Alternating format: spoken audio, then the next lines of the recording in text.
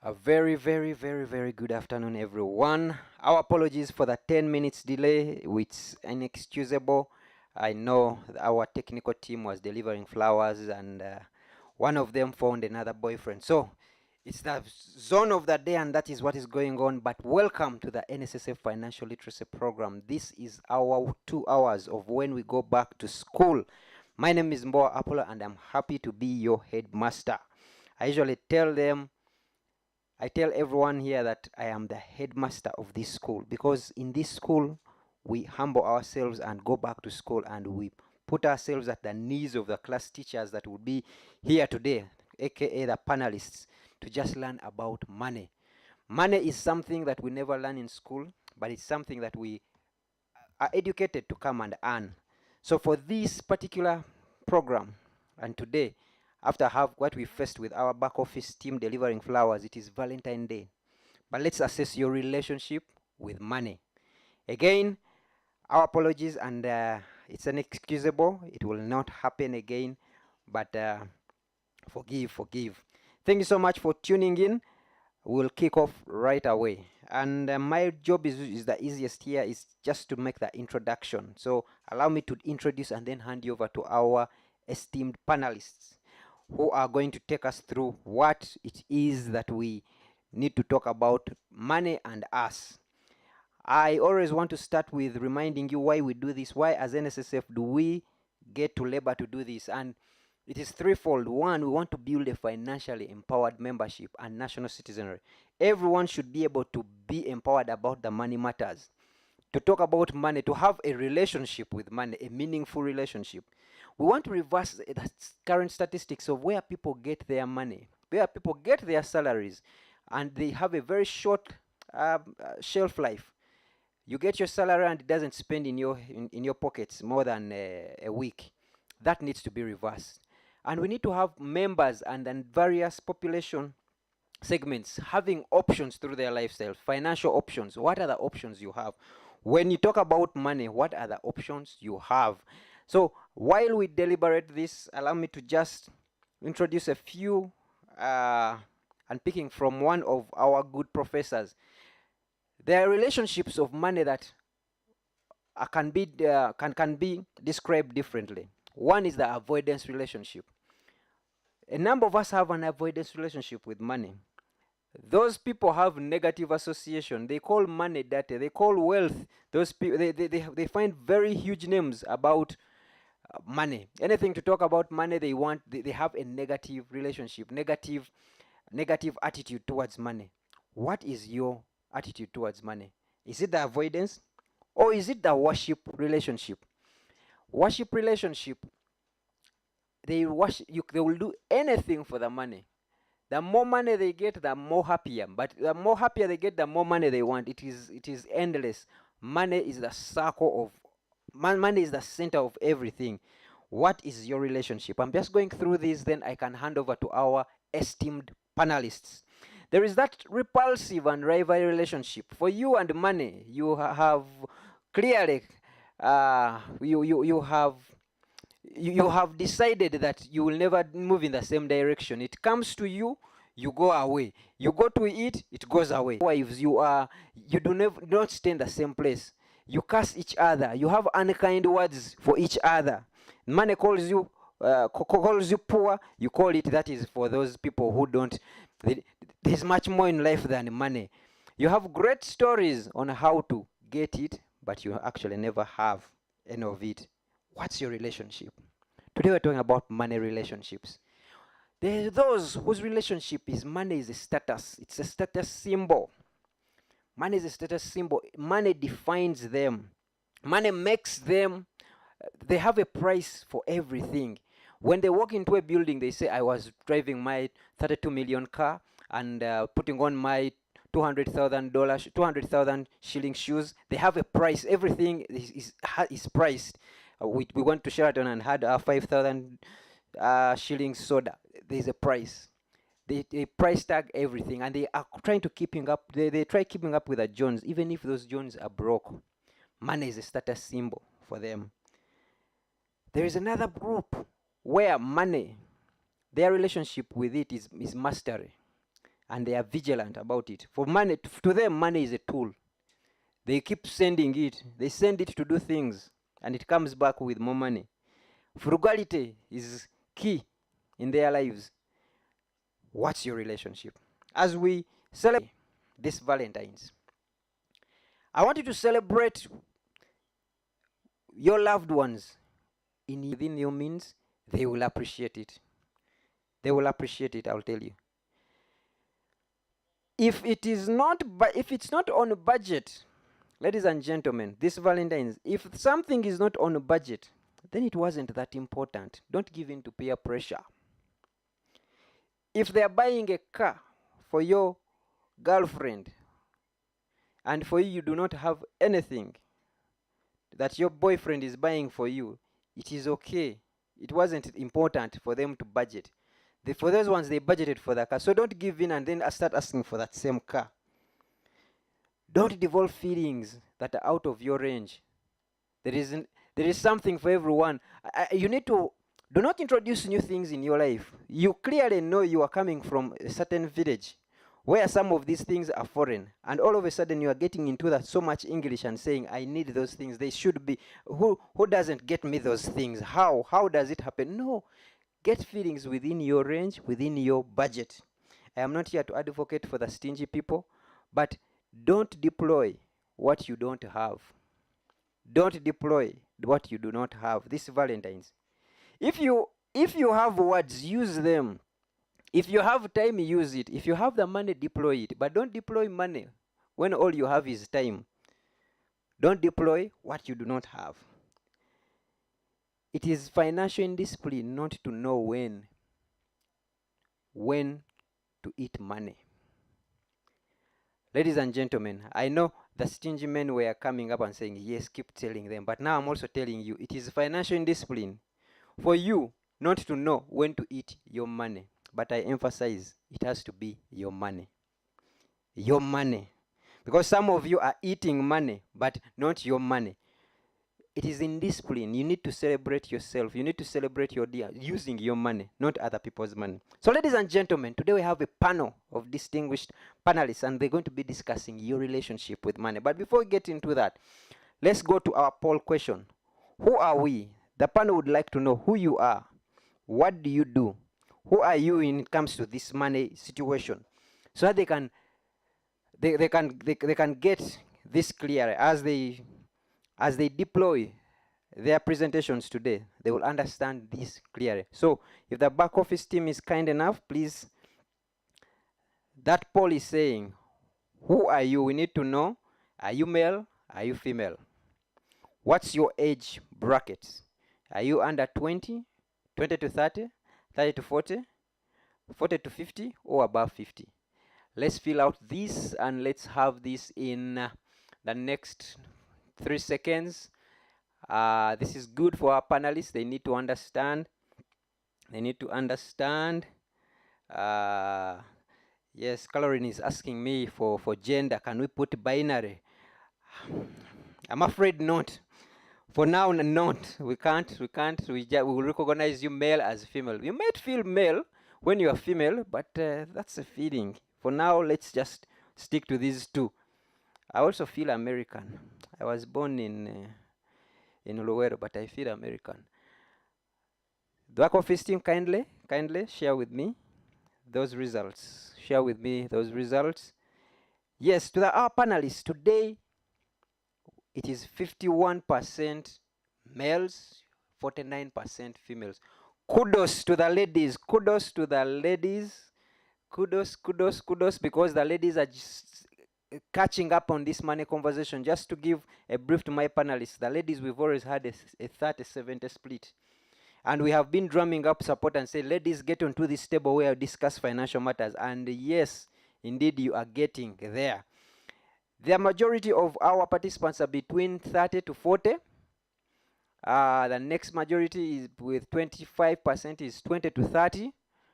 And 20% are between 40 to 50. And again, we have a healthy number above 50. Normally, we have about 4%. Thank you so much for joining in, ladies. Let's just have our second poll question and understand. What is your just describe your relationship with money. This is good for our panelists to articulate themselves. Describe your relationship with money. And you have the choices, a single choice. Money commands me and I obey. We are playing hide and seek. Me and money play hide and seek. We are on good terms. I have sufficient of it. So I command it. We do not have a relationship at all. I do not know. So where are you? Who are you when it comes to the money items? Does it command you and you obey? Is it playing hide and seek? You've been looking for it all this time. Are you on good terms? Do you have sufficient that you can send it and ask it to bring whatever it brings? Or you do not have a relationship at all? You talk about money and you in the same sentence are virtually impossible. Thank you so much. Let's see what the results show us. And the results are, for my panel, yes, 36%, the majority, 16% says I do not know. They do not know. Then a good 4% are saying there is no relationship with money. Ladies and gentlemen, I think that is it from our end, from my side, as I introduce. Allow me to take you right direct to our panelists today. And I am not fit to introduce them. You will hold off on one of our panelists. He's finalizing something. He will be joining the panel shortly. But for now, without delaying you, let me hand you over to Uncle Mo. Uncle Mo Makanika from Chireka. Uncle Mo, just a few house rules. In this classroom, I am referred to as Sir Headmaster Sir. Sir Headmaster Sir. Repeat it again. Sir Headmaster Sir. Again, repeat. Sir Headmaster Sir. Thank you so much. So, Uncle Mo, the people you are going to be discussing with are NSSF members and the national citizen at one. They are taken off time, 2 hours of their life this afternoon to just come and discuss money. They have come to school. They understand the value of education. So they have come to school. They even paid school fees to come and discuss money. So kindly introduce your panel. Thank you. Sir Headmaster Sir. Thank you very much. I am glad to know you, sir. Sir Headmaster Sir, Mr. Mboa Apollo. Everybody online, we are excited to have you here to have another installment of this financial literacy program at NSSF. We're going to talk very interesting things. But before I even start, it is now approximately 3:25. So if the flowers have not yet come, I'm just trying to say that the odds now are really going really against you. But we're going to do our best to keep with you. So keep strong. Probably somewhere in the evening, something might come through for you. Now, today, ladies and gentlemen, I am Uncle Mo. I'm Makanika from Chireka. I'm very happy to be here, also known as Moses Chiboneka. But I'm not the important person today. The important person today are the people that I have on the panel. A very exciting panel. And I want to start with a fun. Sorry, it took a bit of time to start. Thought we were starting to get worried that our stage has collapsed. No, we're in the building. The building is up and standing, and I want to bring to you a lady that I've been interfacing with on my TV, media personality, because of the things she does that are around transformation of people, training people. She's an expert with developing people's lifestyles. I am glad to know her like that, and today I meet her, a one Hilda Sabiti Bahati. I am happy to have you here today. Hope you don't want me to call you sir. No, me. I am. Like I am the a, headmaster. I am a student. I'm a student of the. I am part of the teaching staff. Yeah, it's an honor to meet you. I'm very happy to see. No, before we even start, I want you to first tell the people that are online who Hilda is. Okay, now Hilda wears many hats, but I'm a wife, a mother, and I would say an entrepreneur, a people developer. That's it. Beautiful. The long and short of it. But I also understand you are an author. Yes, I am. You know, I had a chance to read a book before I knew you. I read a book that was written by you. So I see you on TV, and I'm like, no, that name. So I checked the book, and I found it's called Deliberately? something deliberately selfish. Something. Yes, that one. It's a book. It's a book about self-love. So today, all of you out there, you might want to read a lot of this book because you're going to become someone who needs to love yourself in case no one has loved you today. But anyway, talking about, I really enjoyed that. Have you written anything apart from that? Yes, I have tears on my pillow. It's Why are all your books around the 14th of February? No, not around the 14th of February. But I think we need to get healthy, just like we need to be healthy with the money. Yes. I think we need to be healthy in our self-worth, and loving ourselves. And then the latest release is the coaching book. I'm a coach trainer as well, so I have a mentorship academy. So I train coaches and people helpers. So those are 3 installments. Yes. Of the 3, which one is your favorite? I'll go back to deliberately selfish because it was an era where I was also developing into this person. I was a people pleaser, the curse of lovely, wanting everyone to be fine and just putting my needs at the back burner and hoping that everything is going to work out until I realized that, in order for me to have a better relationship, even with money, I need to be able to love myself enough and then bring myself into these concepts as a whole person. Nice. What inspires you? What's your inspiration as an author? My inspiration comes from my pain and the background that I come from. From total poverty, I don't fear talking about this. I know it's the story for many of us. And among the prerequisites to come to this panel, you must have first suffered some amount. So they chose the right person. Right. Yeah, so my pain pushes me that I have pushed myself to where I am, definitely with the help of God, personal growth and being intentional and mindful. And I see so many people that are stuck somewhere, and I believe I should be able to extend a hand, and that's why most of my programs are called Hold My Hand. I hold people's hands and not leave anyone behind because I know that series and the process that I've gone through, people can go through and they can make it in life.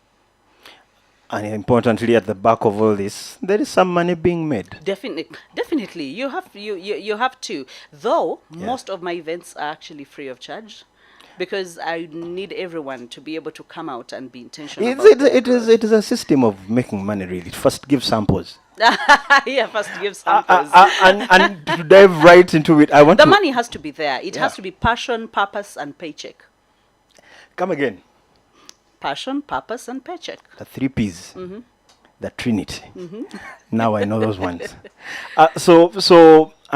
This gets me to ask you, because the conversation today is about people's relationship with money. Yes. And I don't want to even get into the audience's relationship before I discuss yours. My relationship. Now, I've been through all the stages. I've been through all the stages where it's not even hide and seek, but you are the seeker, and what you are seeking does not want to be found. Right. I've been through the stage, and I've been through the stage of, endless bargaining of, am I ever going to make it? Is it just for some people? Is it for lucky ones or something like that? And then I get to a place where I have enough of it, and then I have sufficient, and now it's working for me. So I've been through all the tears. I know the pain that is attached to each one of them. And I think after you've gone through the process, there is a way it purifies you to be able to have a healthy relationship, whether you want it or not, because this is a choice. There are those who will get enough of it and then they will just choose to do anything with it. But there's you going through the painful process and you look back and say, I never want to go back to that ditch. Right. So that is motivation enough for me to actually be a master, because I do not want to be a slave to money. I want to use it. I want to enjoy it. And I want to be able to help others with it. I hear you. In this time when you said you were playing hide and seek with money, is it a thing of needs, or there is also a thing inside you that tells you want money to define you? We have given money a certain image that we have given it the power to define us. Did you feel less of a person that you didn't have, or when you don't have, the problem is you can't eat? Now, the thing is, at that moment, I did not have that much exposure to think that way.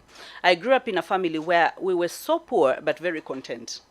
Yeah. I don't know whether you understand what that means. I Like totally. you don't admire what others have. When even you're when like they- that, you don't even know that you're poor. You don't Or even know. when you know you're poor, you don't know how poor you are. Exactly. But do you know there's a, people need to understand. Do you know there's that thing, you're poor, but you even don't know, You don't like know. to what extent? And like then- you're going to buy a chapati, you have your 1,000, then you find it is 1,200. Like you thought you were poor, but even with poor people, they have told you can't I qualify. know you can't get it. Yeah. And there's so many people who are living like that.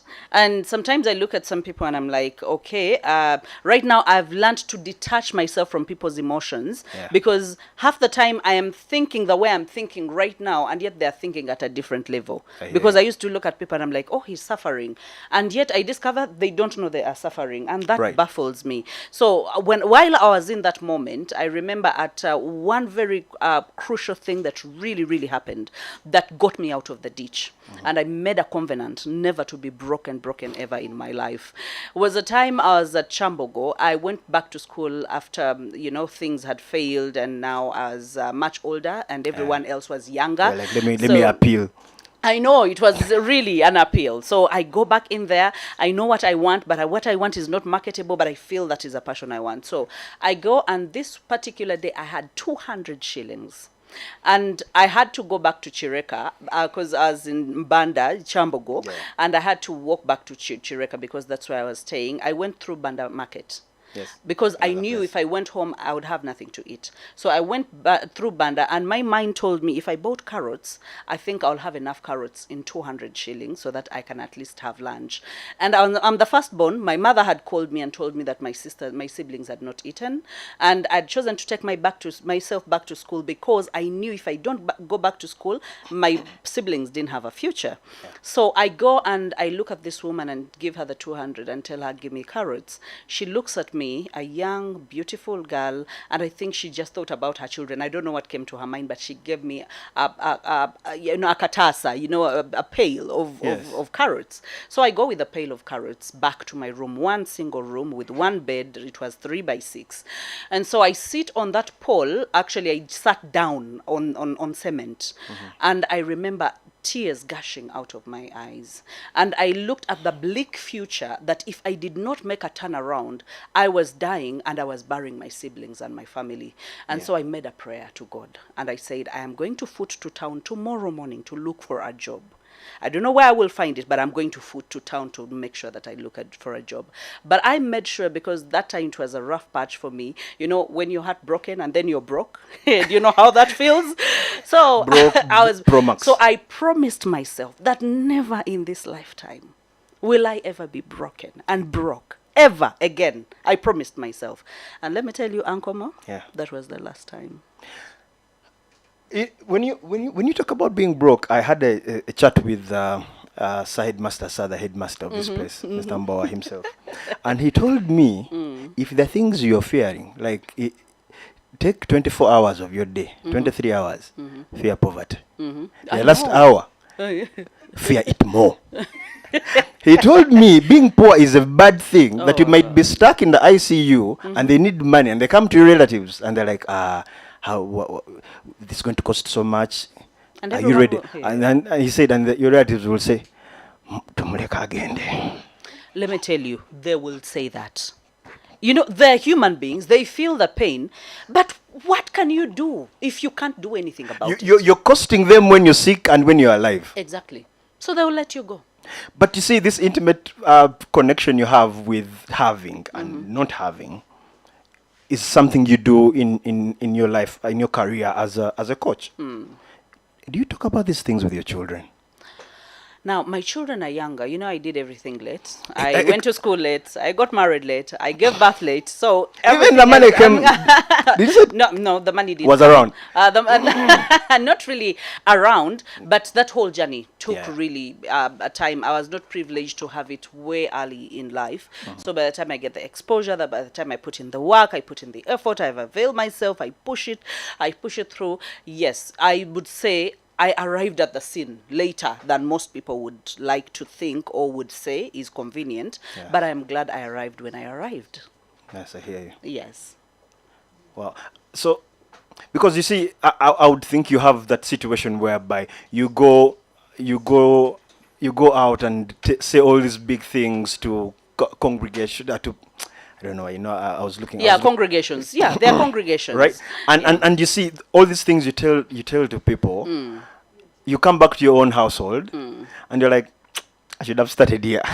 Ah, yeah, but you see, when you've gone through the life that I've gone through, and I think not everyone does that, but Yes. because I don't want to go back there, Yes. I wouldn't want to see my children there. I hear So I try so much that even when they're young, there are no solid words I can tell them that, big words and huge words, Yes. but I know I've done this with my brothers. To the extent, I will call them when the year is beginning, and I will tell them I have two brothers. I'll tell them, Muzalebe muna sobola. You cannot give anyone a burden. So let me ask you this question quick. I'm going to interject right there. Nyingiza over kuzala. What brings brokenness here? Where do we draw the line? No, the thing is, I mean, you yes, you can give birth. If you give birth to more than what you can manage, that is also, another gateway that you have opened. But again, there is this poverty mentality that people have, especially in Africa, and not just Uganda, but in Africa, where someone does not go to school and they have a sister somewhere who has Yes. their children going to school, and they'll be like, it's only her children going to school and mine are going to school. Well, I mean, I wasn't in your bed. I wasn't in your home while you were doing your family planning, or whether you didn't plan. So why do you want me to carry your burden? Yes. I can help, yes, I can extend a hand, but let it not be a must that you look at me pulling my piece of chicken and you're Yes, and footing you're to wherever you have to foot, and then you're putting your head upside down and you're saying, they are not helping us. I actually had someone talk about that if someone comes and they have a cancer situation, I want to contribute. But if it is something they have brought onto themselves, like their own children, I don't want to hear You about. see? Yeah. I mean, there are certain things I wouldn't want to say here live because, I mean, maybe this is age-appropriate content. So before UCC comes for us, I No, will but put I that totally understand you, because behind all this, there is a human there are being. choices, yes. Now, ladies and gentlemen, before we even continue with that conversation, been talking to a life coach, so we can talk forever. But I would like to introduce to you another gentleman, ladies and gentlemen, a teacher of our times. I think, if I'm not mistaken, was ordained around 2014, if I'm right. Exactly. He was ordained around 2014, and he has been going to quote unquote. He says, "I teach." I think I heard you say that I am a priest and I'm supposed to say these things. Every time there is no Ugandan that wakes up and they don't have a video of you in their phone, at least in the week. They have to watch you saying something somewhere. I am very glad to have you, Reverend Father Deogracius Chivi. Thank you. How are you, Sebo? I'm fine. How are people? Where are you coming from? People are fine. They are very good. Now, They're watching me. Are they on? Let us be sure. Are they watching? I hope so, because I did. Yeah, okay. Because I told them that I'm coming here. Sorry, I've just threw you right into the fire. I was talking to Hilda here, and I was asking her relationship with money before I talk about anyone's relationships. And I want to ask you, what is your relationship with money? My relationship with the money. First of all, I want to say hello to everyone watching us. No, wait. Sorry, I'm going to cut you short there. There are some people who don't know you. Oh, okay. Who is Reverend Father Chief? Okay, relationship with money. All along, I've been telling people that I love money because of 4 reasons. 1, money helps me to control or manage my life. Secondly, money helps me to live a life of option. Yes. I can eat what I want. I can take my kids to any school I want. Yes. I can drive a car of my choice. Yes. So money helps you to have an option. Then 3, I like money because money helps me to live a life of social contribution. I can give back.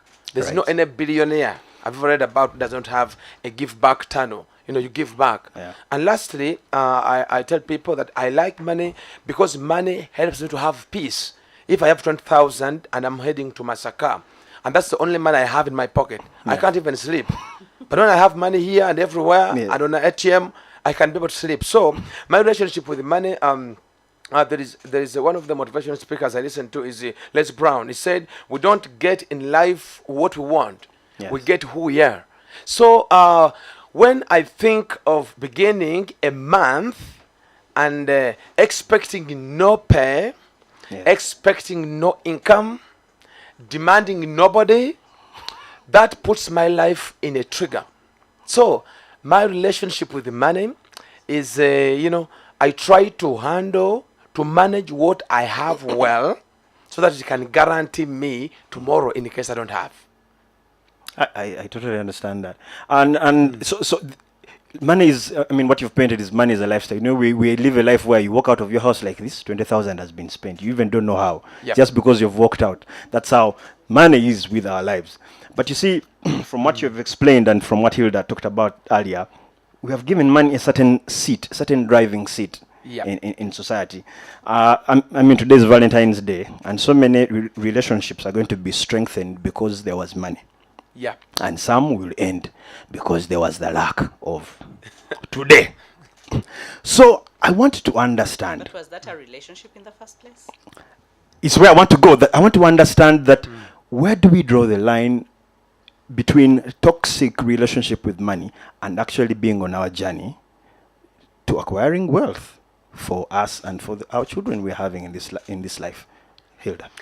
The toxic relationship, that is, you mean the toxic relationship between you and money? Yes. As a person, without going into other relationships. Yeah. Now, when you talk about toxic relationships, definitely this is where you've not really understood what money is supposed to be in your life, or you are operating at an emotional level about money, and you're not being objective, or you're not being clear about what it is that you want at the end of it.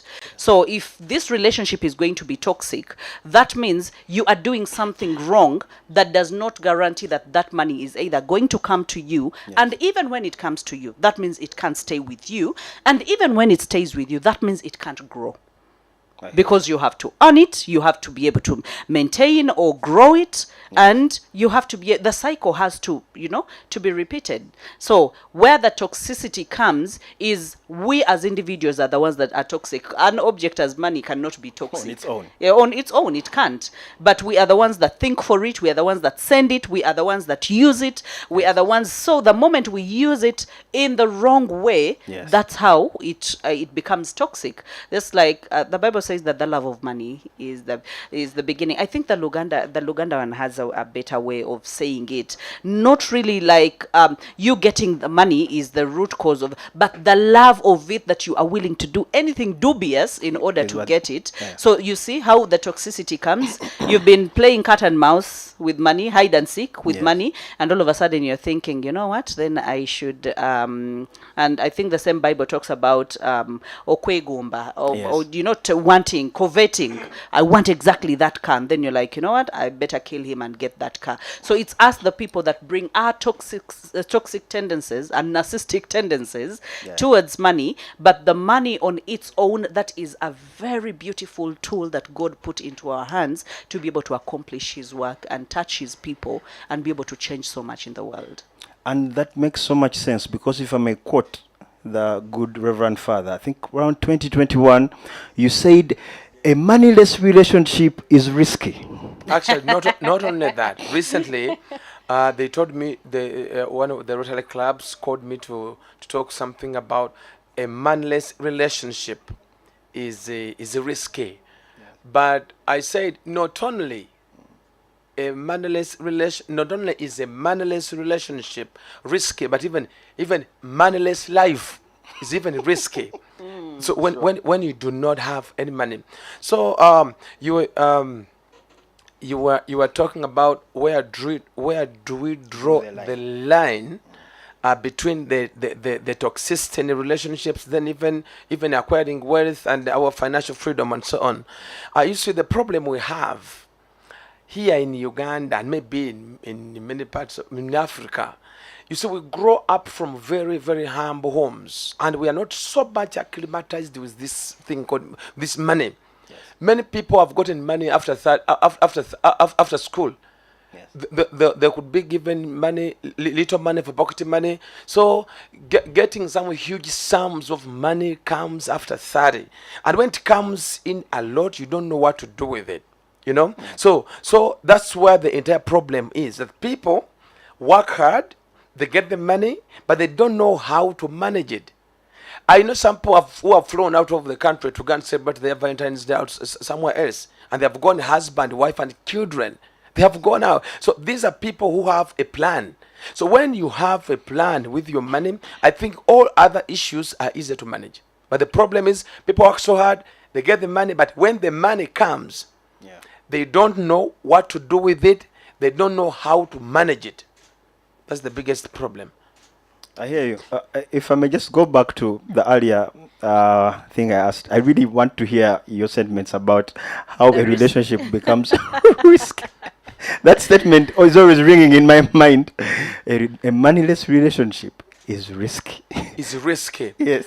Because when there is no money in a home, in a marriage, in a family, there are a lot of tensions.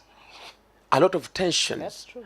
Then even the children become unruly. You know, I've been talking about if someone is a man in a family and is like an elder brother, because you can be in a home when the woman is the one taking care of everything. That means you're reduced from being a husband to like someone like an elder brother. You know, so when you're there, so you cannot be at peace. You can't be at peace. So the riskiness in not having money in a home are the tensions and so on. The other time I was reading some statistics about marriage, and they said there are so many people who entered marriage when they are okay, but now they are many of them have developed cardiovascular sicknesses, high blood pressure. Most of these sicknesses are coming because of lack of money. So this is the problem. This is a challenge. Me, I'm a priest. I'm assured of breakfast, lunch, supper. I don't pay rent. But again, if my pockets are empty, I don't feel at peace with myself. So money is something. I read about the most successful people in the 21st century, and I drew 50 lessons from them. Actually, even I've written a book that I'm yet to publish called "A Desirable Route to a Seven-Driven Life." And one of the things I read mostly about is money. So money is a tool that we need to drive life, to drive marriage, to drive our ambitions and our future. That's So very the topic, you and your money, actually is a health check for each one watching. People need to be talked to know how far they can go and what to do exactly that tomorrow is safe, because today is guaranteed, this year is guaranteed, your job is here, but tomorrow or next year there's no guarantee. Yeah, and I want to bring in the idea of insensitivity. You know, you will have singers, you know, and relationship experts and stuff tell people, you know, hang in there, you know, marriage, there is always, you know, problems and what. But when it comes to money, the heart fails after some time. You can hang in there, you can be patient, okay, and at some point you will not be patient anymore. You will lose it. Right. Okay, and that is where the issue of sensitivity should come in, especially when it comes to the man. If God gave you the mandate to be the provider in a home, it doesn't mean that the woman is not going to chip in. They are going to chip in. But if the woman becomes the head of the home, or if the woman becomes the man, they woe unto you. That family is headed for destruction, because this woman will assume this role. He will be okay. She will be okay the first year, the second year, and the third year. Most of these men are actually very insensitive. He will say, you know, let me stay home, and then the woman will pay school fees. The woman will take the children to clothe the children, give them medical care, give them what to eat, and even the man will say, give me airtime. And guess what? Such a man that is insensitive, when given airtime, they will call to actually vibe other women. They will never have anything sensible in their heads to actually contribute to the family. Because by the time you ask for airtime, you ask to be bought undies. And then after that, you will ask that, you know, I have dates. And then you will start being manipulative. You come home with silent treatment because the woman has not paid your debts. But the woman is actually housing you and housing your children and doing everything. So you have to be very, very sensitive. I'm not saying it does not apply to the women. It applies because when a woman decides to be insensitive, My goodness. That tilts to the extreme. Right. But again, for a man, I feel so sorry for every man that is totally insensitive and oblivious about what the future holds, and yet they are the head of the family and they want to be the heads. For me, when I'm wedding couples, Yes. I always tell them to have a shared vision for money. When you're beginning the year, you must know where you are heading to. You see, a word father, a husband, a word father Yes. is from a Hebrew word that means source and sustainer of a home. So, and even the Bible, when St. Paul is writing to the Colossians, he calls a man a small lord, Mukama.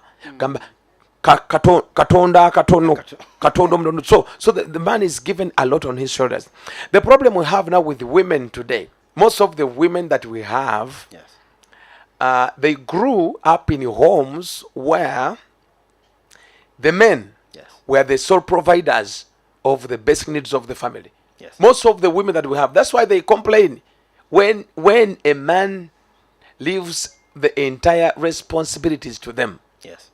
In some other places it works, can be 50-50. In the Western Yeah, culture, yeah, if you're both working. But women here, they are not yet used to that because all of them grew up seeing their fathers bring everything at home. Even me, in my home, in my family, our dad was the sole provider.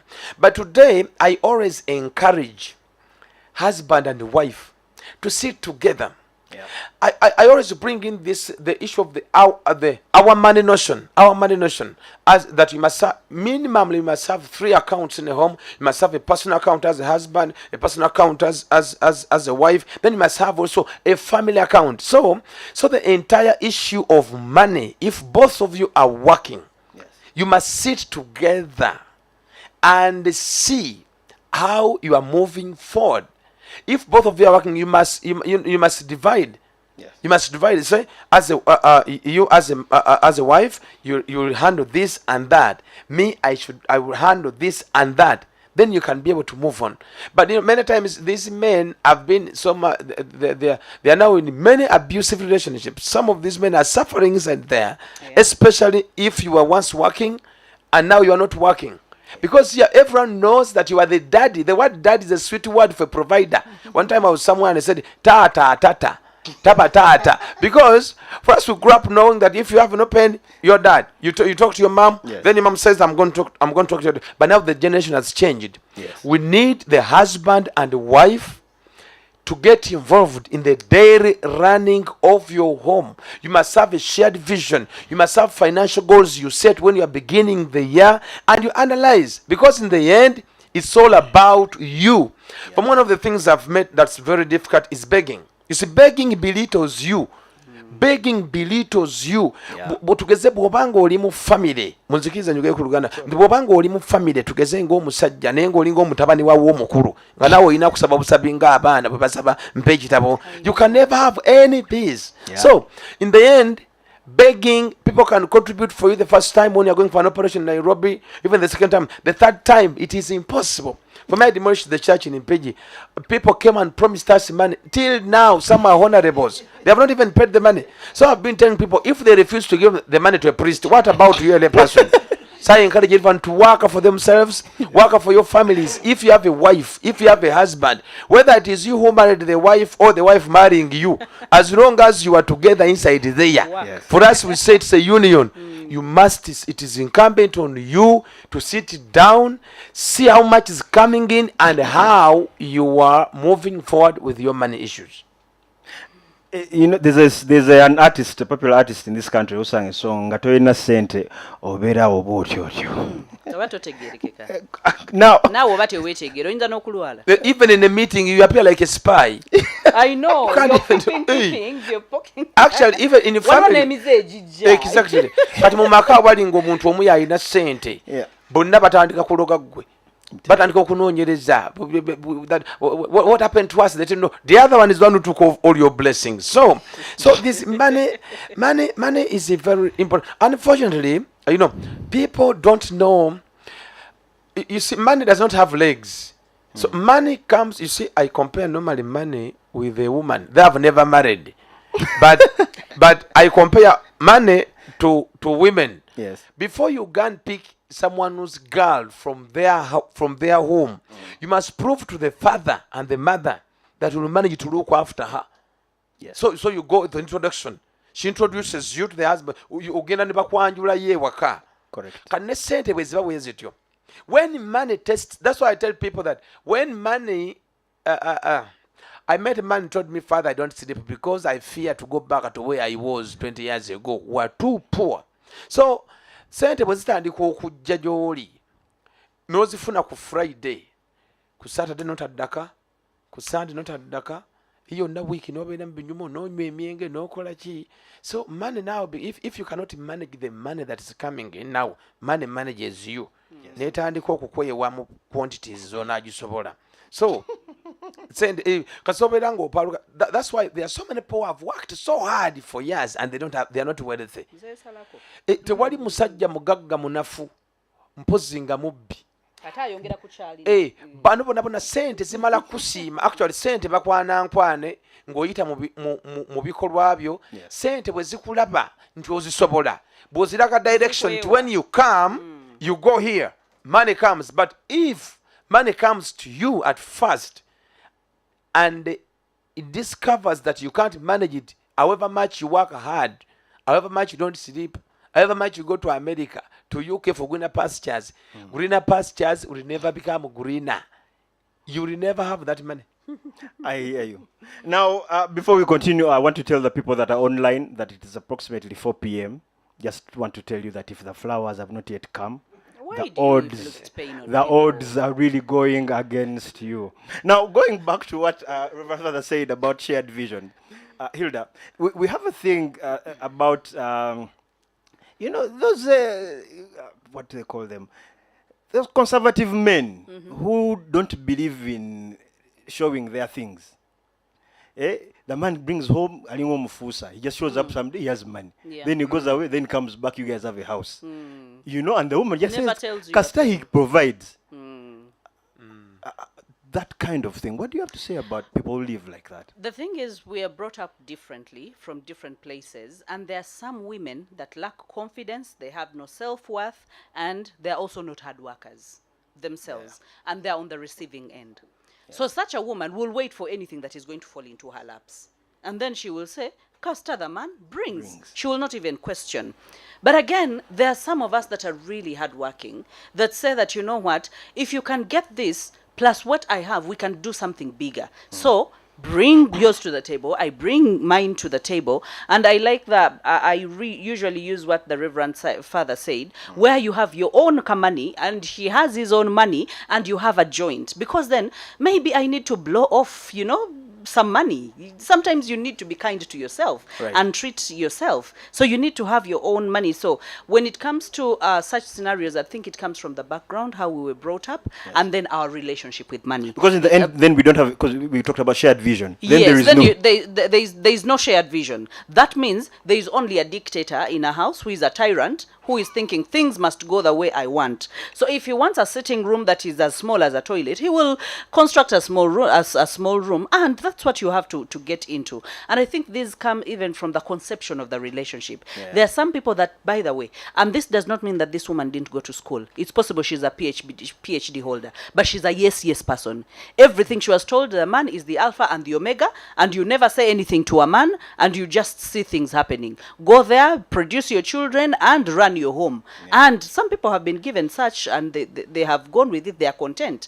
But again, there are certain women in this generation that are not content with that. They're like, you know what, let's plan together, let's hold hands, let's pray together, let's believe, let's work harder, let's advance together, and let's have a shared vision. So you must know the kind of woman. There are some instances where a marriage has broken, and it's because the man is a traditional man, so he expected to have a traditional woman that says yes to everything. And now he has this woman that is exposed, has a temperament that is maybe sanguine-like and quite outgoing, and then she understands the value of money, and she has a good relationship with money. And so if you expect her to be yes, maybe because she wants marriage, she will say yes the first year and the second year. And then all of a sudden she will flip. And then you'll be like, but you were a different person when I got married to you, and now you're a different person. Why? Because she wanted to get married. Because Yeah. people have been told that marriage is the epitome of everything. And marriage is beautiful. God created it beautiful. But it has to have a good agenda, and you have to get into it the right way, not because you are changing colors to be accepted, and then when you get in there, change colors. So different people get in for different reasons, and then they say yes for different reasons. And then there's a woman who is traditional and has a man that is quite liberal. So while the man is pulling her to the table to talk about the money, the woman is saying, chogamba chechijo kola. Right. Because that's what she has been taught. She's traditional. The man is liberal. So Yeah. the man, and I've gotten so many of them into my sessions, and the man says, omukazi amenya. Right. And the woman is saying, but nkola byo yagala. Kiki ekirala kye mba nkola. And the man is like, no, as in chamuka muko, get excited, let's work together, let's share these things, let's move together. But the woman knows a totally different lifestyle. So ndowooza abasooka abatukuza bye tukuliddemu, our temperaments, there's a lot of contributing factors, and then the culture and what we've been told surrounding marriage. People have been preached to different things. In order to sustain a marriage, you must become stupid. In order to sustain a marriage, as a woman, you must not have enough money. If you have more money than, I know people that have not bought cars because tewali agenda bakwana. Yes, if I have a car and I drive a car to a date, and the man will hate me. And so that means you have wrong beliefs about money, and believe me, that money is going to disappear. It's going to go. Why? Because you want to be less of yourself so that you can make someone higher. Right, And that is how we create dictators. Because then you have to lessen yourself in order to make them the super people. So I think it goes back to understanding our worth, our self-worth, and then to understand that there is a table and we must both bring value to this table and have, a shared experience, just like he says, shared money values and shared experiences, so that we can be able to hold hands in hands and disappear into the sunset, and be called a power couple, or, look Right. nice. But until that, then I don't think that can happen. For me, I want to say something about that. Like I said, the entire problem is just the generation. Okay, my dad was a medical doctor. He could come back on Friday, then he could bring everything, then we could do the shopping on Friday evening, we could go to the shops around, then buy everything. So we could wait for him. Then when we were going back to school, we could write down everything. Then they could go and pack boxes. They could pack boxes for each one. Is the one who could come for our VD. So this issue of you see, I've been telling people that secrecy is an enemy to intimacy. Secrecy is an enemy to intimacy. This boat cruise, boat cruise. Yes. People died, and many women didn't know what's happening with the finances of those people. Not only that, but many people die through accidents here. Yes. So that time I was reading about the major killers of marriages globally, statistically, and the first one was lack of communication. Lack of communication was the major killer. Then nekaza mu Luganda kukuta. These days, women, they have side businesses, side investments. You see a woman sleeping, then all of a sudden they wake up like this. Say, babe, what's the problem? Nothing. Kumbe, no cement at the side. No cement at the side. So each one, buli muntu yenna bali mu kukuta bukukusi. So now for me, I've been encouraging young people, don't marry. You see, now these days we have changed the definition of marriage material. Marriage material is not a figure, because what even if you get a man having muscles everywhere, even in the head, are you going to eat muscles in a local down? All getting a very, very brown lady that even if power goes off, you can see her.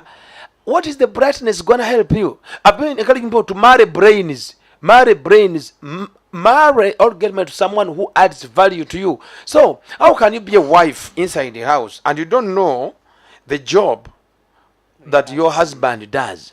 Right. Of course, many families don't know how much my husband gets. And when you ask him, that's the beginning of a fight.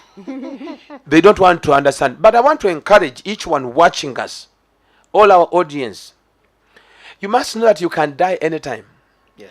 You see that thing of the issue of you and your money. It begins from the individual.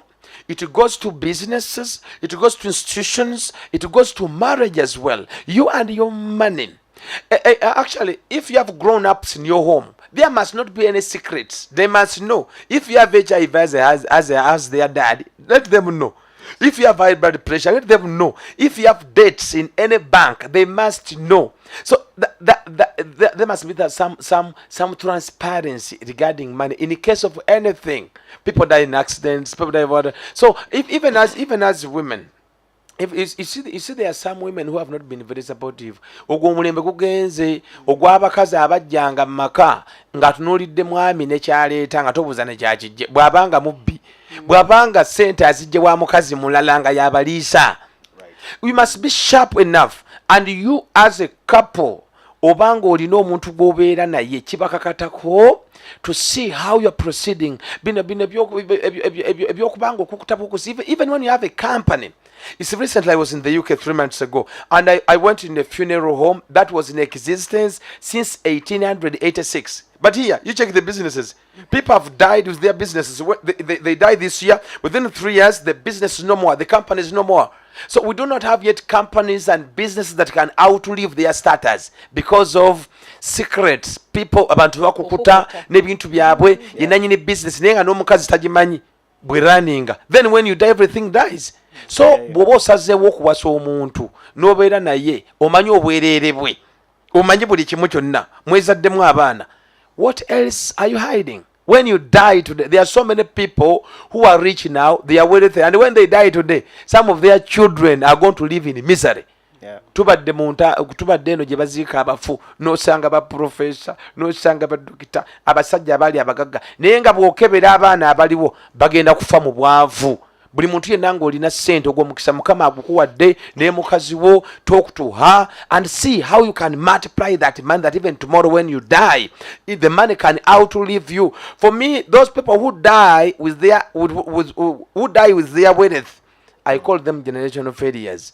All men and women who are too stingy, who are very selfish, that even you cannot tell your wife how much you are earning, how much. And your family ebe enaatera nti omuntu omu abadde alina ssente bw'afiira. You begin panting.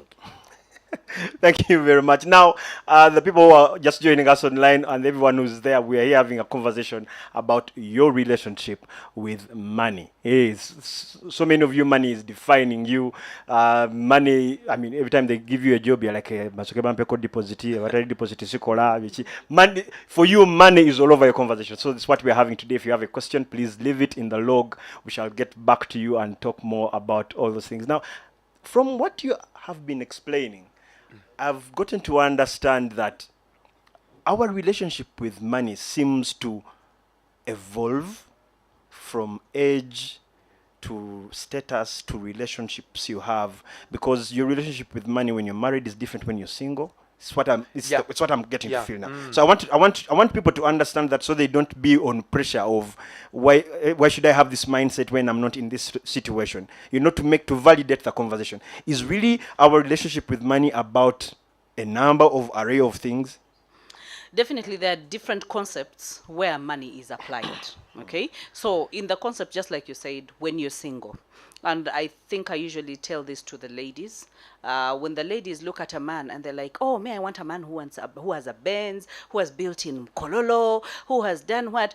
Half the time, when the man makes his money, he's not thinking about those things. Yeah. Actually, most of the men desire a woman who will come into their lives and organize them in order to achieve some of those things. Yeah. But remember, these are not so many women. So while he has this, he will buy a car, something luxurious to get him from one place to another. He'll maybe keep his money somewhere. They will tell him of an investment, and he will not, it will just be aimless. he's not thinking about, because until you have children, you can never know the importance of having insurance. You can never know the importance of even saving like money, because when you see that a term has begun and a child has signed into school with 4 millions, that is when you're like, okay, there is another term, and then there is another term, 4 million. and then they are growing. And if kindergarten is this expensive, what's Yes. going to happen in the years to come? So that's when you tighten your belt and you're like, you know what? Now we have started the Yeah, roller to coaster. Simbude. Yes, to Simbude. So you realize that in singlehood, you are really having the fun of your life. Have the time. But remember, in singlehood, still, most people are even playing hide and seek with money. So whatever comes into the trap, you have fun, and then you wait for the next thing to happen.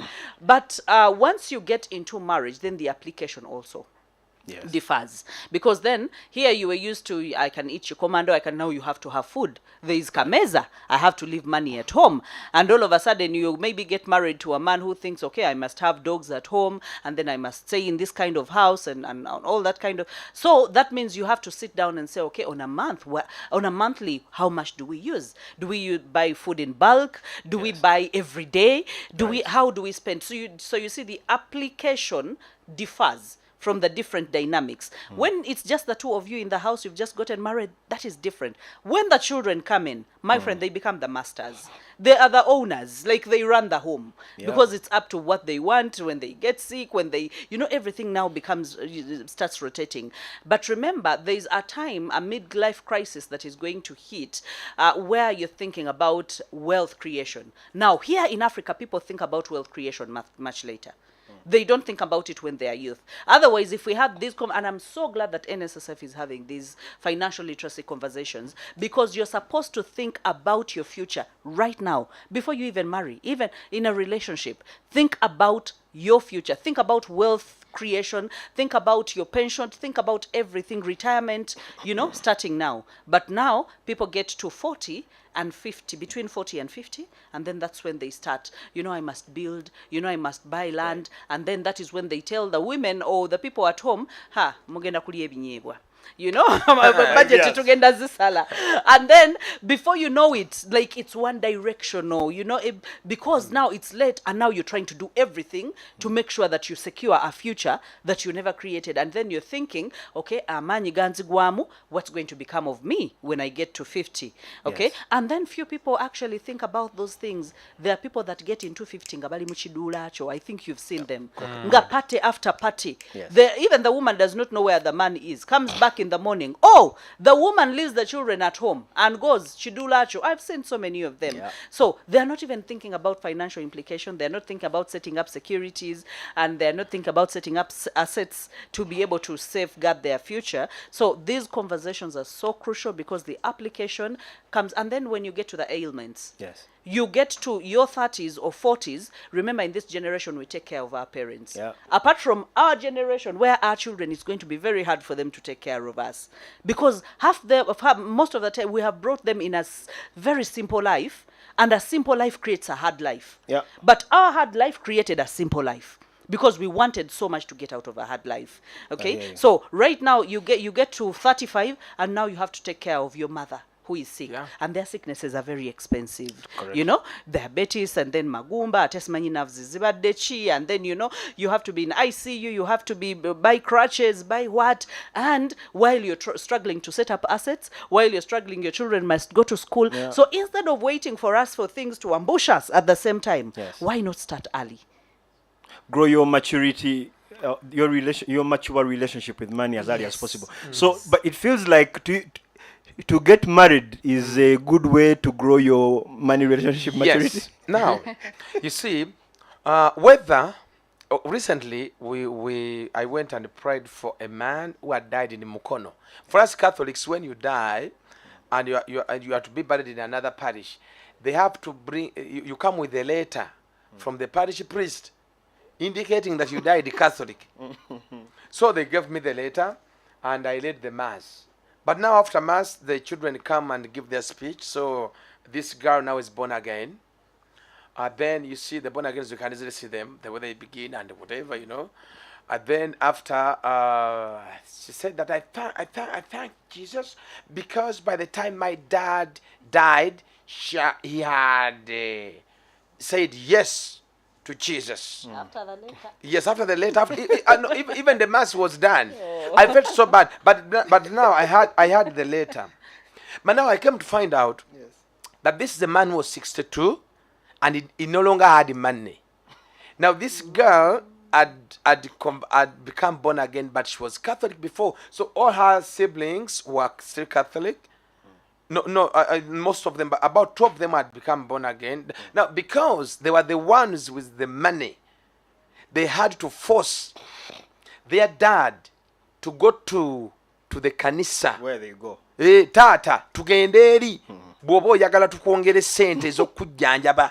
Yes. Kati abo nno baamutwala mu kanisa, omwana ayinza n'okutwala mu ssabo if you don't have. So whether you are single or married, we need to know how to handle money. That's it. But the earlier the better. Actually, to give back at yourself, to go for an outing, to enjoy some of your money, it is okay. Yes. It's part of the rules of managing money. You must make your cup full. Kubanga ebizibu bya Uganda tebigwawo, jajjaawo, sengaawo, these extended families, they are too broad, too diverse. Me am a priest there in Mpigi. Abaana basinga beetaaga obuyambi, kusomesebwa, batwala amasomero, so batunuulira you cannot solve all the problems. You see, there is a lady I listen to, she's called Oprah Winfrey. She's a successful business lady in the US. I've listened to most of her motivational speeches. And it says that when you are born, your job is one, to become the grandest, the maximum version of you. So you must discover, you must do some kind of self-discovery as early. Abantu bagamba obulamu bwensi bulinga layini y'emmere. Si buli ekiri ku layini nti okirya. Osalawo by'oyagala. Buli muntu yenna olina okuba ng'omanya amakubo g'onaayitamu okaddiwa obulungi. Nkati ng'ono omwana yayatuzza kitaawe because she didn't have money. Though you are taking your kids to school, you have no guarantee that by the time you are out of work, by the time you are laid off, that they will come to your rescue. They're also still maneuvering, looking for their partners, looking for husbands. They're still trying out. But you're inevitable. So, buli muntu yenna the earlier. For me, I have a belief that by the time you die, God has given enough avenues, enough chances to make sure that by the time you die, you have some money. So, mbasaba, buli muntu yenna kutandika buto, beginning with your job, at least save 20% of your gross salary income. Buli muntu yenna, there is nothing very disturbing than having a head that is full of 14 billion cells. I was telling people that having a very big head like a pumpkin and it is empty, it is even better for someone who has a smaller one like that of a mango when there is something inside there. In both laws, when you go into the constitution and even the laws of the church, I'm a Catholic, ignorance cannot save you.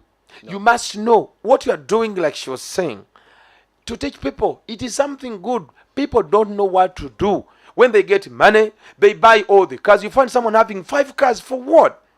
Then you find someone at 35, and they are building, they are constructing their dream house. Then I ask them, how can you construct a dream house at 40?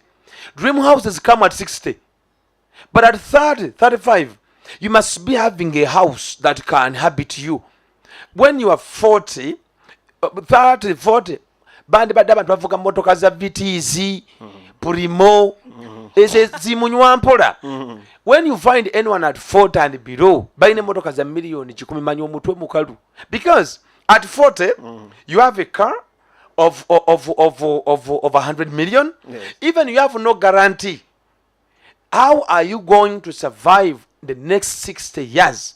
Bana abaana bozadde, are you sure nti banaakuyamba? So someone who is driving a primo ng'enywa mpola nga ku account alinayo bukadde is better obanga alina amataka gaguze obanga alina investment is better than someone who is driving a car worth 200 million when the accounts are empty. So each one you must see, you see, we are born with all the magic in us to be whatever we have to be. Yeah. Problem where we have funny goals. I've been reminding people, each of us, we have 24 hours per day. You have 1,440 minutes and you have 86,400 seconds. It's all about you. When you age with nothing, it's all about you. All excuses turn to regrets later. Each one you must have enough understanding on how you handle money, whether you are single, whether you are married. Even when you are married, they're better for you. You are now two. Two heads are better than one. One case ogenda maaso nga mulina wa akantu problem eriwo, we are selfish, we are ignorant, bantu bafudde mu byalo naye ekyalo tekibagwangamu. Baba wadde ssente, bw'ofunye emisaala mirungi nnyo, kwepankapanka na kwereegareega, kugula mmotoka zonna ezigulika, noso omuntu nga is totally lost. There are so many people have died because of money. They have died because of ignorance. It is important you understand how you manage your money and how you are driving into the future. This year is here. Today you are earning millions of money, but tomorrow you could be laid off. Tomorrow you can get anything can happen. Right. Yeah. Thank you very much.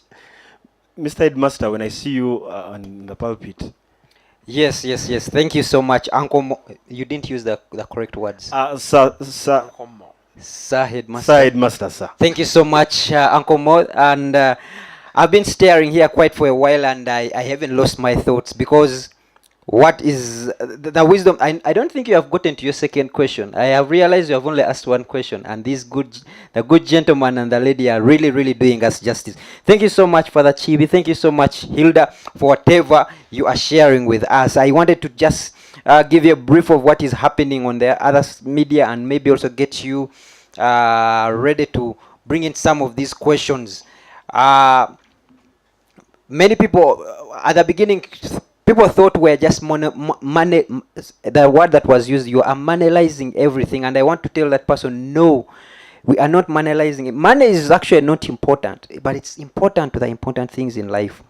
We do not worship money, and I encourage you not to worship money. I encourage you to actually master money, because if you allow it to master you, then you have no room to serve anything else. It's one of the worst masters.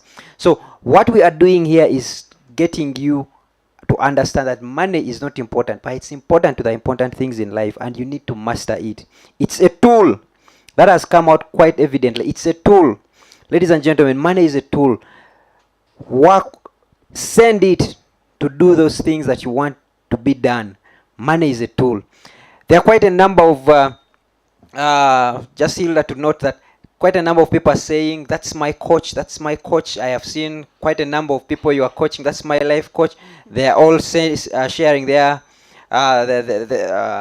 greetings with you. There are quite a number of people also saying, why did we take long to bring Father? And I need to tell you that he's not an easy man to catch. But we are grateful that he spared some of this time. Uncle Mo, there's quite a number of questions, and you need to pick some of these things and share our esteemed panel needs to pick some of these things. But before I go away, I needed to just bring up to the landscape one last thing before I leave this podium. Money is there's definitely a relationship with money, but there is also a season. Each season has something around money, and I wanted to just share with you this before I leave.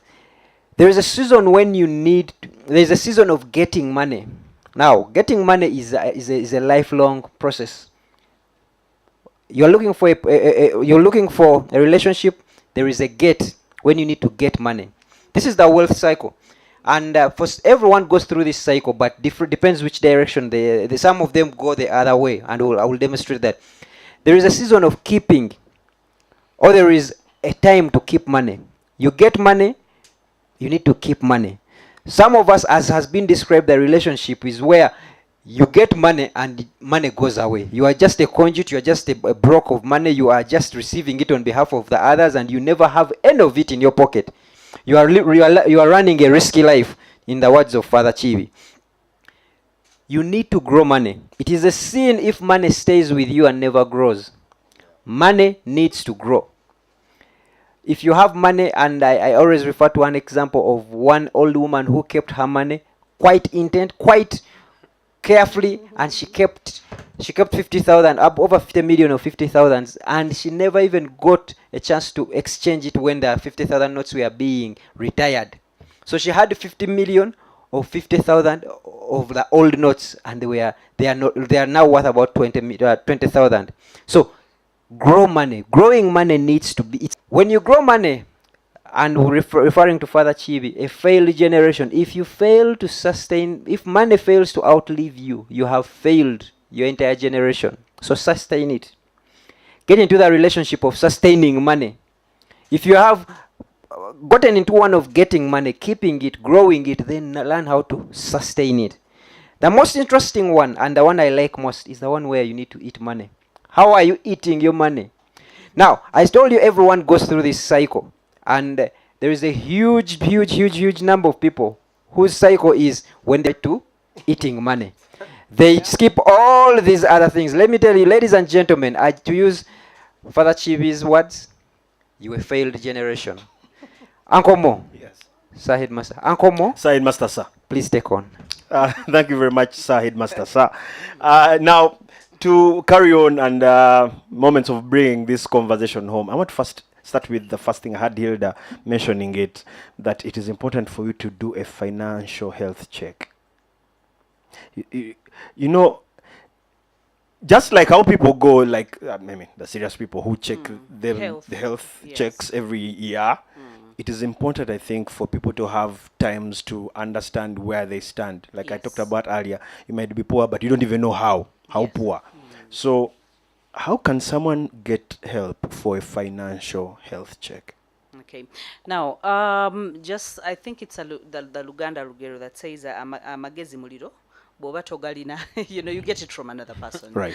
Okay. So we have people in our community, people that are dedicated to help, Yes. and could be someone that you really admire, someone that has done well for themselves, financially and wealth creation, and you're like, okay, I want a few tips from this person.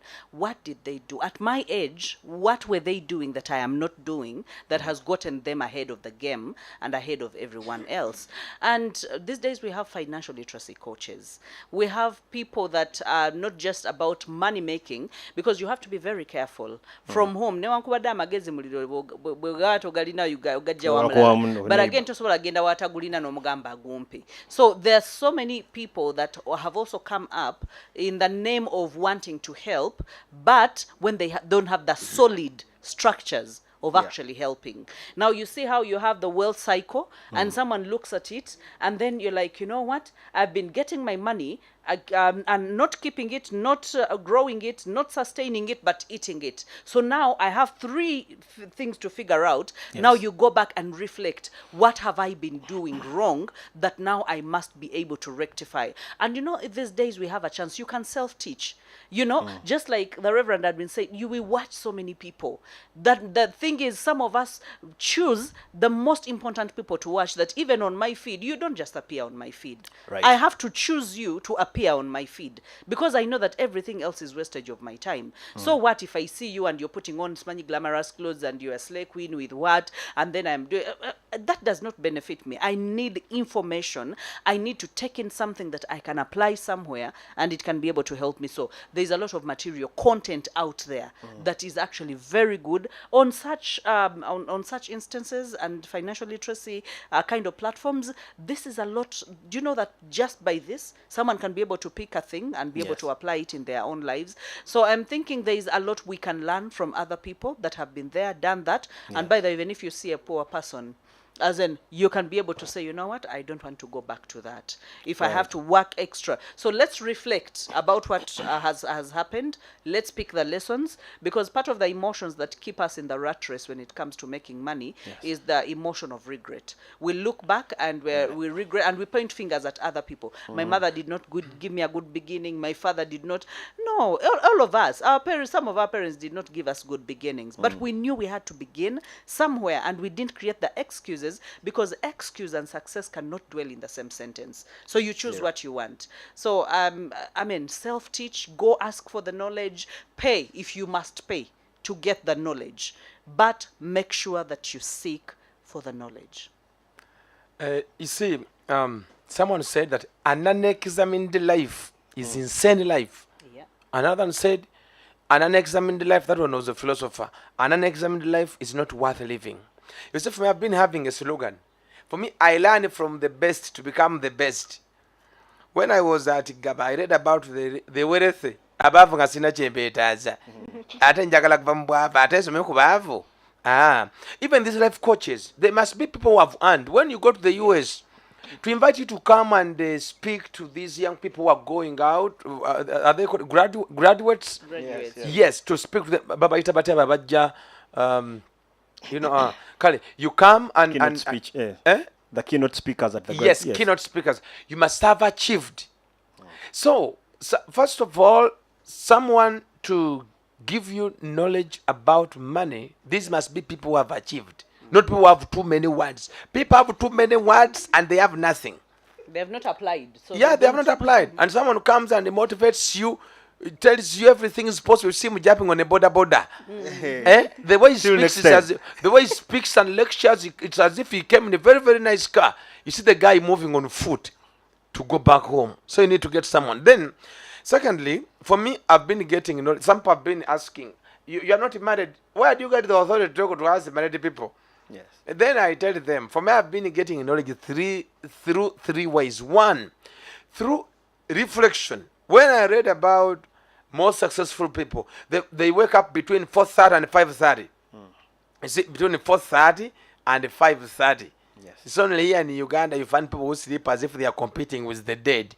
They sleep at 8, wake up at 10. But these village people, they wake up between 4:30 and 5:30. And one of the things they do to start off their day is reflection, meditation. So sometimes before I switch off, I switch on the lights after prayer, I sit down and do some reflections. Secondly, I learn through imitation. I learn from other people. So I encourage everyone. Go online. You people have big phones. Go on those podcasts there. Go online. Actually, internet, that is the best classroom. For me, I've made my car a mobile conference hall. I go listening to better preachers than me. I listen to them. So imitate people, learn from people. Go on internet, go on YouTube, go on Google, go and learn. Yes. People have internet. People have these big smartphones. Yes. Some even are very expensive. But what do you use them for? All the best coaches are there. The most successful people are there. You can get access to courses that conferences that people have paid huge sums of money to Gandhi. Listen. And they're just free of charge there because of your data. Yeah. Then lastly, learn from experience. Someone said that when life when life beats you down, yes, try to land on your back and look up, because if you can look up, you can get up. Learn from your mistakes. Learn from the mistakes and errors that you make. But I want to encourage each and every one. Yes. You need these coaches. Here in Uganda, we are having fewer marriage professional counselors. We have fewer professional counselors in many of the fields. But we're having some who are coming up, like Hilda. So let us use them. And when you go there, learn. Then for some of us, we need professional people like these like the Cristiano Ronaldos, all those premiership stars, La Liga stars, bonna abo abazanyi b'omupiira ab'amaanyi. Buli muntu yenna balinako abantu ababapulaningira sente zaabwe kye zikola. Bw'olaba nga tosobola, funa omuntu akuyamba w'amazima. So kikkakatako buli muntu yenna okusoma n'oyiga. Nze kankubuulire, amaanyi g'ensi, Mukama yatonda ensi n'ateekamu amaanyi. When the power of the universe discovers that you are messing up with any treasure, any blessing, the blessing will be taken away from you. Yes. Those of you who have no agenda, life will give you an agenda. If you have no program, life will program you. If you cannot sit down and use the experience, if you can see these people who even never went to school, they are P4 graduates, P7 graduates, they have money in Kampala. What of you have masters and PhDs? Why did you even go to school? When you go to school, all those papers, success, academic success is not just about a pile of papers, but from Makerere, from the primary, secondary Makerere, mumutwego, toina mazima. magezi gasobola kutuula wansi n'ogamba now money is coming, I'm still young, toyina guarantee that tomorrow naboozirina, n'otuula n'olaba how you can really sit down and plan. If you have no plan, life will forcefully give you a plan. And I want to warn each one of you. Me, I've been to hospitals. When we go to hospitals, you find people w'otuuka eri mu ddwaliro tebalamuza. It is like a hotel or a supermarket. Toyinza munsalireko pe, it's all a bill. So sente bwe zikuvaako ku myaka 4 tozirinda kudda. We are men on the queue. When you get a chance, those of you abasobodde okubeera n'abazadde ab'amaanyi baba placinze bino ebyokuwasa abakazi emisana n'ekiro n'owasanga atategeera bino ebyogera ng'ozaalamu buli azaalikamu. You buy every car that you want. My dear, I want to assure you, make sure you get knowledge from wherever you can get it on how to manage your money. Reverend Father Deogratias Chibi Katerega. Now, there's something I want to bring to you, Reverend Father. You know, these financial literacy conversations, I mean, rich as they are, by the time they reach so many of us, so many people are like, yeah, what they're saying is valid. So many people online are saying, someone is drowning in debt, someone, people are without hope financially. For this conversation to be valid to them, anywhere they are or in a stage they are in their financial life or their wealth creation journey. I mean, how can you validate and give hope in such a situation? We want to bagamba. Start from where you are, use what you have, do what you can. But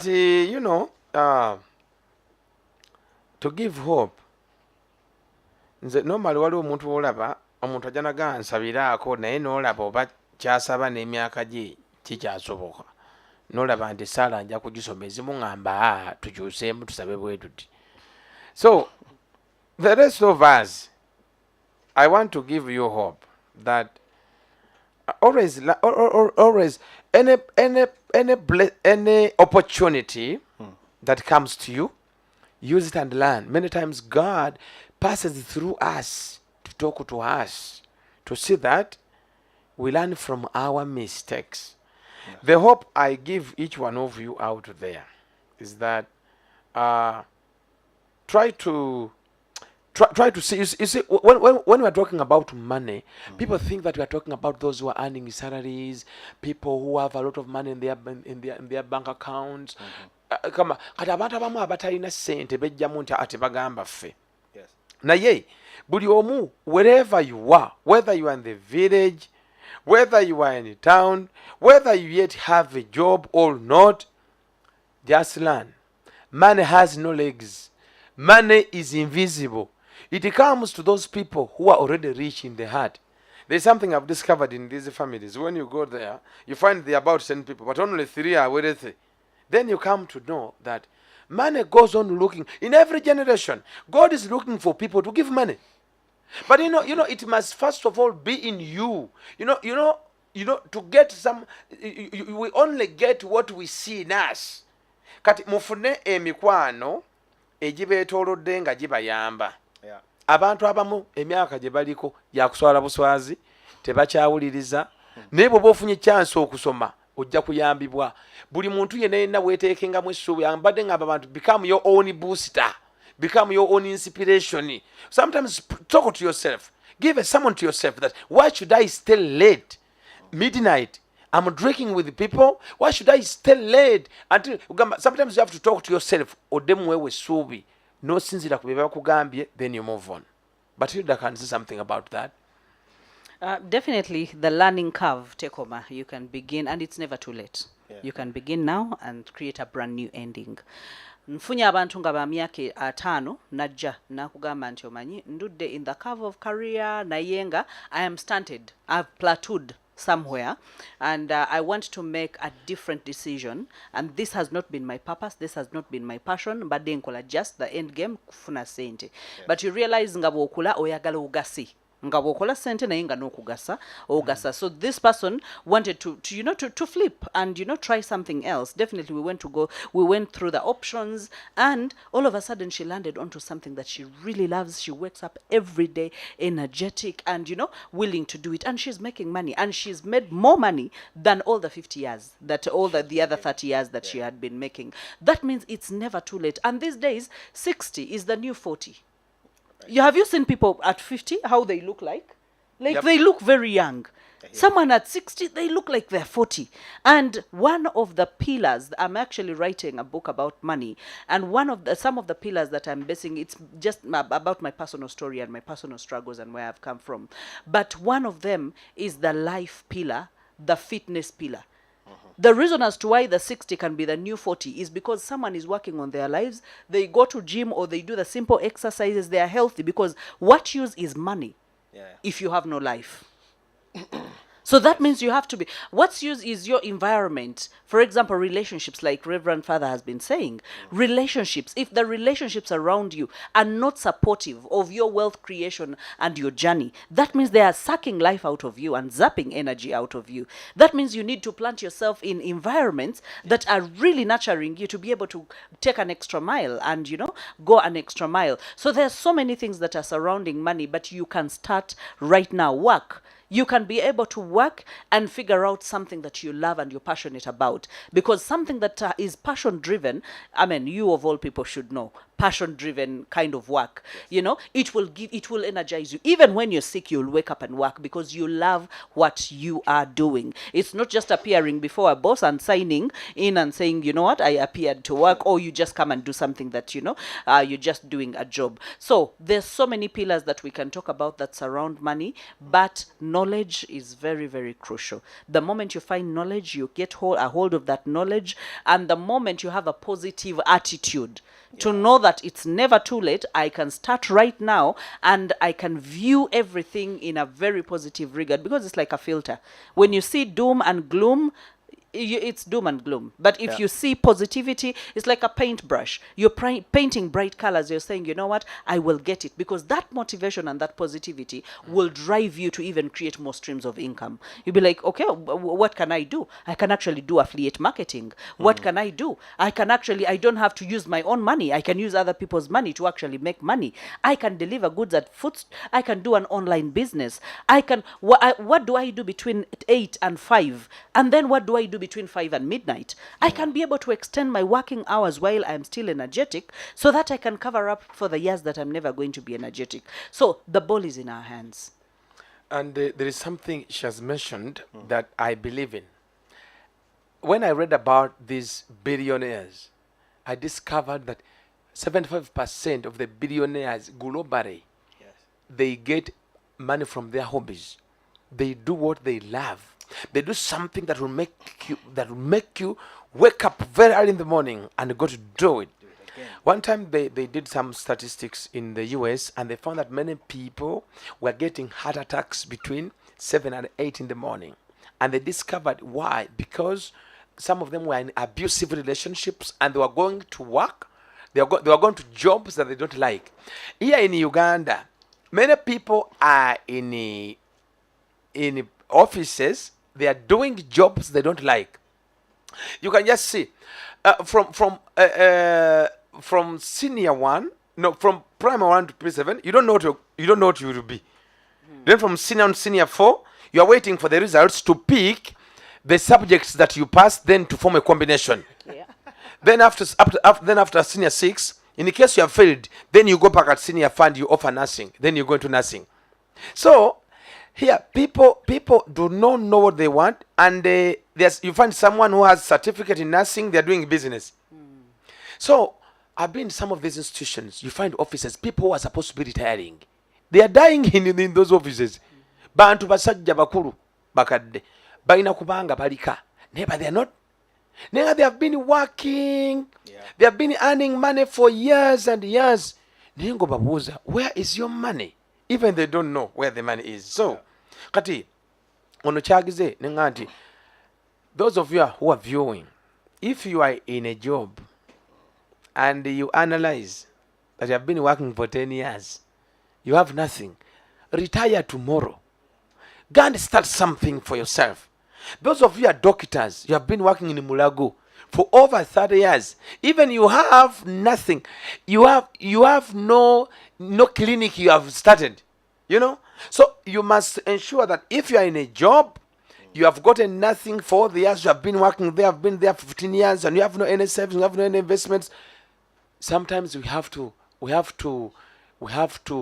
retire ourselves from these jobs and get and start something that we love to do, something that will give you Find your passion, purpose, yeah. something that will, and even she talked about positivity. It's even having the proper mindset regarding achievement in life is something also very good. So let each one go and analyze themselves, see where you are coming from, see where you are and we're heading to. Recently, you see, we demolished our church in Mpigi, and they wanted to secure a loan to buy a piece of land near the parish, and they asked me for my financial card. I went to Centenary Bank, and I discovered that I secured my first loan of 20 million, by the way, in my first year of priesthood. From that year, I was able to hit my first loan of 30 million. To do something, I'll tell you when I come back next time. So for me, I opened up. Master, sir. you first said. For me, I opened up my first bank account when I was in my senior for vacation. For me, I was ordained when I already had a different understanding of life and money.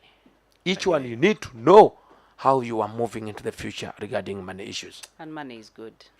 And money is good. You see, by the way, before I even go any further, just want to let you know that it's like close to approximately 10 minutes to 5. I don't want to say it again, but you know. Now, bringing this conversation home, looking back to where you come from, before you knew all you know right now, what would you tell your younger self today, Hilda? What I would tell my younger self is to find my purpose and passion way early in life and pursue that relentlessly, because the curve is never linear. You don't just go from level to level, like Right. glory to glory. No, sometimes the curve is zigzag. You Yeah. take 5 steps behind, you take 2 steps ahead, and you keep fidgeting like that, but keep fidgeting and keep going. You will going. master the game and you will get it. Reverend Father. Yes, for me, one, respect. I would respect each time zone I'm in. That if I'm in primary school, I would enjoy that time. If I'm secondary school, I would enjoy that time. If I'm at university, I would enjoy that time, because these years they form a basement for my future. So wherever you are, respect the time zone and work so hard. Then secondly, if I get my first job, I could begin saving and investing, beginning with my first job. 3, my younger self, I think there was some time when I was not reading enough. I could read at least approximately 50 books per year.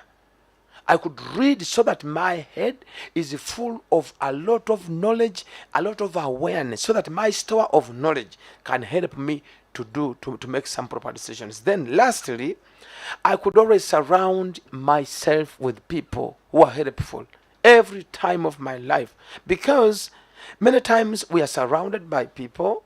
Sometimes I've been surrounded by people who have not really given me good advice. So my younger self, that as young as I am, from school, from university, from any place of work I could be, I would surround myself with people, because scientifically we are an average of the 4 or 5 people we surround ourselves with, because when they give you the knowledge, it's very easy for you to get a safe landing.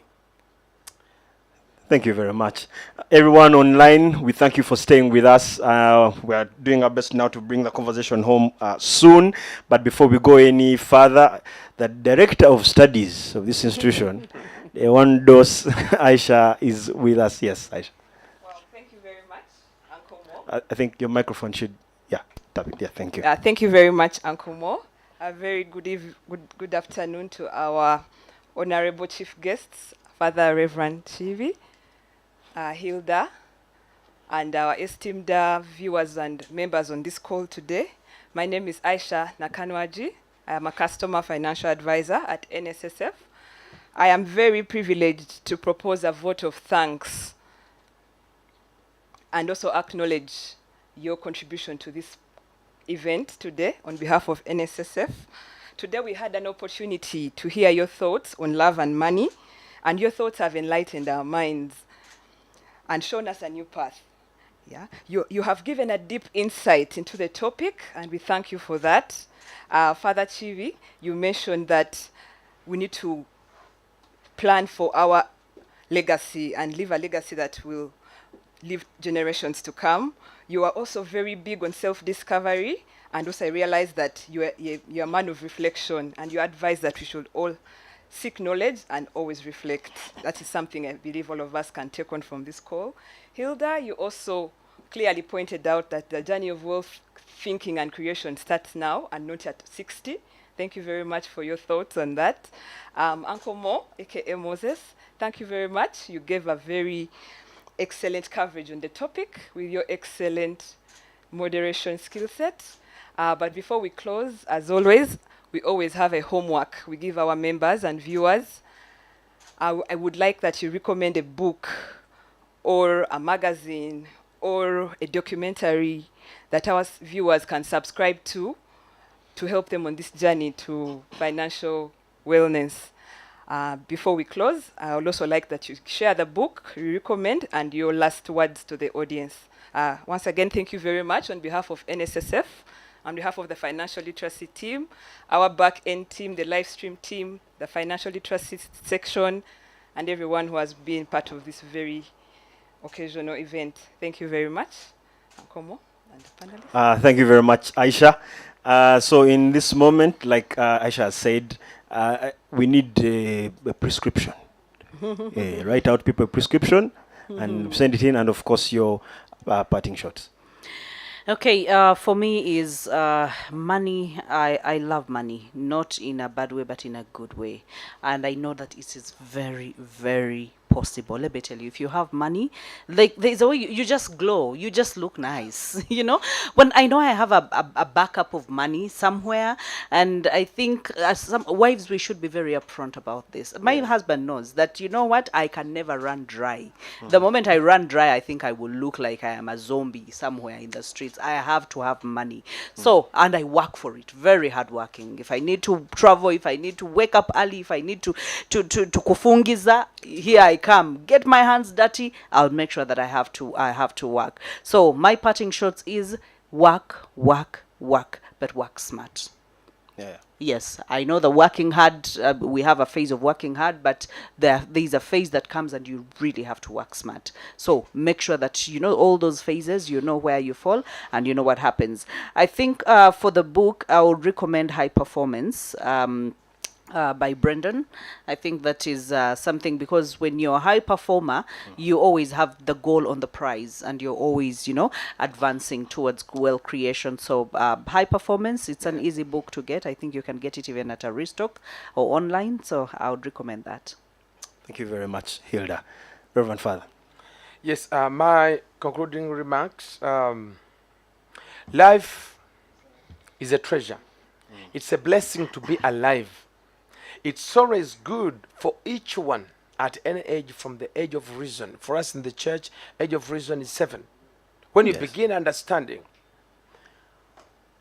it is your job to become the best of yourself every day, to add value to yourself. Yes. You need to know what you want. You need to set up yourself and your system. You must be focused and must know where you are heading to. You must kick out what does not help and only leave what helps. We are each one expects you to have a good direction, that you are moving in the right way. I've been telling people to check always their age, and they say, Father, you are putting us on too much pressure. And you tell them, my friend, we don't grow backwards, we grow onwards. We grow into the future. What you can do now, in 10 years' time, you won't be able to do it. Yes. Remain humble. When you get money, don't be too excited. Don't give money out of excitement. Money comes to you when you show it direction. When you show that when you come, you are heading there. We are putting up an apartment. Money will continue to come. So I encourage you always to seek knowledge from the right places. Seek knowledge from people. Learn from those who have gone through what you are yet to go through. Everywhere we have good examples in our families, on our villages. Go, be humble enough to go and learn from other people. And the book I would recommend is of course, there is a common book that each one knows, Rich Dad, Poor Dad. You see those two dads, they are different approaches to money. And each one has a lesson that each one can pick. So Rich Dad, Poor Dad is the book that I recommend you to read. But even not only that, read about different people who have talked about money. Go to YouTube. I've used YouTube many times. Yes. There are so many great people there. Some are alive, some are dead, but there is good information. Then even Google and even some other books. Those who can purchase books online. They are best books about money, about positive living and success. Thank you. Thank you very much, the panelists. It has been a very rich conversation. I mean, you've heard it. Hilda is big on making sure you work smart. And of course, both of them have been very big on making sure you can suck up as enough knowledge as possible. I believe in that as well. Sucking as enough knowledge as possible. We have authors in front here. So the books you should be reading are the books these guys have written. I've already told you one by Hilda about self-love. You will need it. Yeah, because today you might need to love yourself because the flowers are not coming.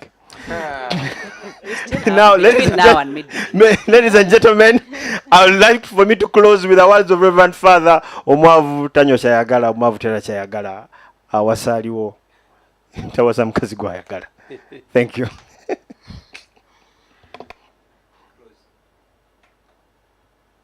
right, thank you very much, Uncle Mo. Thank you so much, Hilda. It makes it off. Thank you so much, Uncle Mo, for moderation, and Hilda and Father Chibi for the great moderation and the key points you shared with us. I will also leave our audience, with one of the quotes I love from my favorite author, Robin Sharma. He says one thing, that masters have one thing in common: they think like beginners. So all the questions back end that we solve, how people are worried, like where they are now and how will they get where they want to go. Let them think, because masters think like beginners, so let them start now, because if not now, then when? Thank you.